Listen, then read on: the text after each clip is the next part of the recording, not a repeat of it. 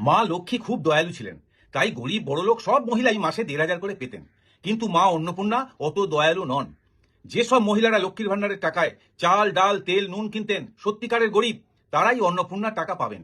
আর যেসব মহিলারা লক্ষ্মীর ভান্ডারের টাকায় কসমেটিক্স কিনতেন, সেলুনে চুল কাটতে যেতেন, তারা অন্নপূর্ণার টাকা পাবেন না।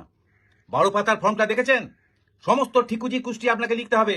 আপনার বাড়ির প্রত্যেকের ব্যাংক ডিটেলস দিতে হবে। তারা দেখবে সেই সব অ্যাকাউন্টে কেমন লেনদেন হয়। আপনার বাড়ির দলিল জমা দিতে হবে।